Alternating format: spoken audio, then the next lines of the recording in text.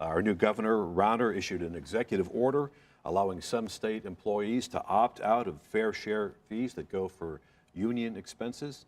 Robin, is this a frontal assault on public employee unions in Illinois? I just can't find where in any of his campaign speeches he says, and what I'm going to do because of my feeling about unions is to start the dismantling of it. And it's an executive order to say we're going to go to court for the next X number of months. He's hired the most expensive lawyer You're in the talking state. about Dan Webb, the former U.S. attorney. Exactly. And I don't think it's that unexpected. It's been successful in other states, but he's not going to, I don't think, be able to go as far as Wisconsin or Indiana simply because of the makeup of the legislature. He can't legislate because he won't get the support in Springfield. I think that people need to look at what they think the value of unions is. I mean, I think that it's pretty well documented that they kind of help income disparity. Mm-hmm. They put a ceiling and a floor, raise the floor, lower the ceiling in terms of pay, and it's really a matter of what you believe about unions as to how hard you think that this should be fought or supported.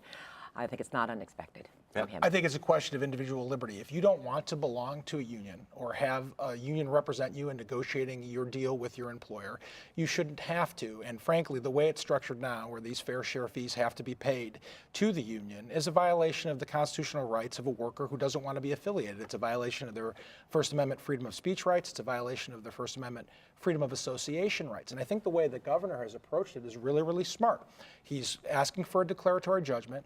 The funds that will be paid during the period while the case is being resolved are being segregated. So if, in the event that he loses the case, the union will still get their money. But I have to tell you, the 5 Supreme Court justices who decided the most recent case, the Harris case, have given an indication that this fair share fees are unconstitutional. My guess is that's how they're going to ultimately decide. So I think this is the right move. I think it's good for individual liberty. I think it's good for workers. And if someone wants to belong to the public sector union, God bless them. Let me bring in what the executive director of the largest state employee union, which is AFSCME, Roberta Lynch, has said.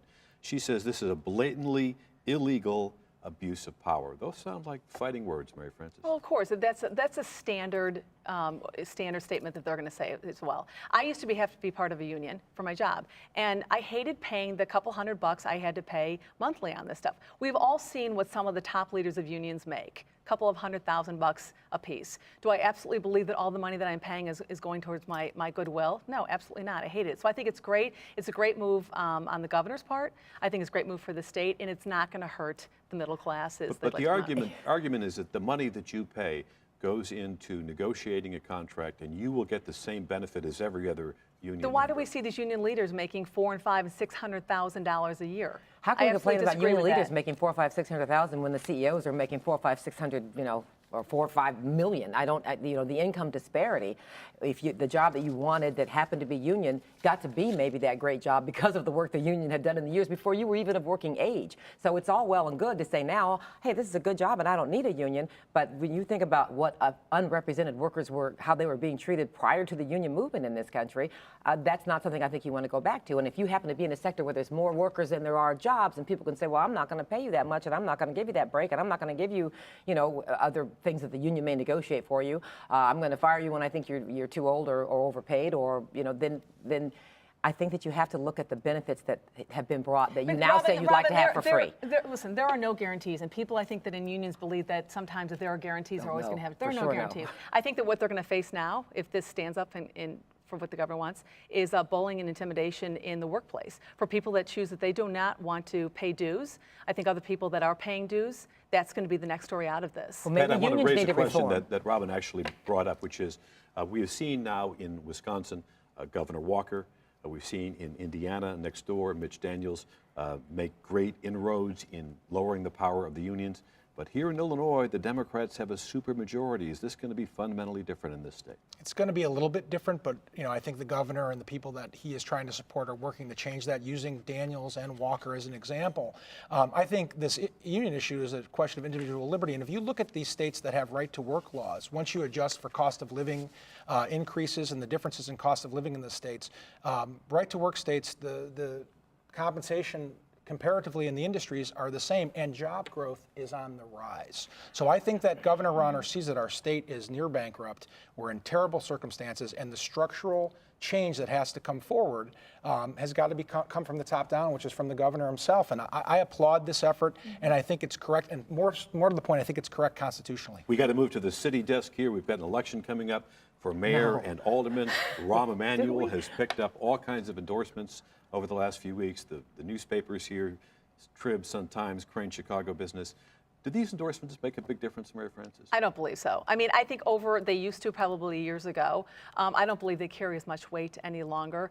I think that they're good for possibly fundraising a little bit here and there. But at the end of the day, people aren't necessarily buying what the newspapers have to say in there, because not everybody trusts the newspapers anyway. But people are paying attention to commercials, and Emanuel is absolutely saturating the airwaves, Pat. Yeah, I mean, he's got all the money. He's, of course, well known. This was but he's not popular. This was a great opportunity for someone from maybe the center-right sphere to come in and run in this race. But what we have is some of the same old, and I think that Mayor Emanuel is going to win. And that's too bad, because he doesn't do the two things that a mayor should do, which is make sure his populace is safe and correctly educate the population. He doesn't do either of those things. But there just is no challenger. I think that Willie Wilson is an impressive story and an impressive guy, and he does talk in a way, and I agree with some of the things he talks about, right to work and sort of pulling yourself up by your bootstraps. I like that element of it, but there's no real challenger here, and it's too bad because there should have been. Well, Garcia does have commercials out beginning this week, Robin, so he's getting some presence there. He does, and the mayor's commercials have, as of the last couple of days, changed their tone. There's a little bit of an attack of Garcia in the beginning of his new commercials, which I don't think is such a great idea, because he talks about the largest tax increase in the city of Chicago's history, and people who really remember will remember that was with Harold Washington, and to keep from laying off a bunch of police officers. And then he talks about Garcia, having been a tax cheat. Well, if anybody's never owed the IRS some money because something they did on their tax returns was found, we're not going to accept that. I think people may relate to that more than they are opposed to say, oh, he's a bad guy. But I think the fact that there are so many challengers, first of all, is kind of helps Mayor Emanuel. But I think that being a man who's conscious of his legacy, that one thing all this challenge has brought, and one thing I thought about the debate, was these people all have ideas, and they are pointing out his weaknesses. And I can see him making mental notes. I have to fix that before next time. Oh, I got to take care of what's that that they quote? We can't have that. The fact that black business has gone down over the last 10 years dramatically. The fact that the gap is widening. That Chicago is getting more and more segregated. I mean, things that he needs to focus on. And he can say, we brought all these jobs, and then you say, but in these communities, jobs have been lost. Downtown looks great, but the neighborhoods look terrible. And I think that you will see, if he wins, that he will try to plug those holes. And so I think that the rigorous debate, with all these challengers has been a good thing, whoever wins. One of those challengers, of course, is Willie Wilson. We saw the little clip. He made some remarks saying he wasn't prejudiced against whiteys. Does that mean anything for? Do you know for sure that that's campaign? what he said? First of all, it was on the but you heard tape. him speak. He said, and for you, he could have been saying, for you white people here in the room, and it came out whiteys. I have to You say, know what? because The minute he said that, he says he doesn't know if he said it. No, He's but not you know sure. what? Okay, if he allegedly said it, the minute I heard it, he allegedly said this, his campaign was over, as far as I'm concerned. It was just, it's uncalled for. I don't know if at this point it's so late in the game that anything for shock value, which some people will say, but I just. Oh, I don't think he did it intentionally if he said it. I think that he acknowledges, and if you speak with him for any longer than 30 seconds, you know that there is a speech enunciation issue there. And I don't think, I think he might have been putting 2 or 3 words together. He didn't intend to say it if he said it. Well, first of all, he wouldn't, if he really felt that way, that he called people, out of their names all the time, he probably wouldn't say it publicly. But I do think that it's kind of a non-issue. He stated that he has struggles to be comfortable around white people. He stated that in his book, and I think that's honesty. Very quickly, is the mayor going to avoid a runoff? We've got like 10 seconds left. Yes. He is. Pat? yes.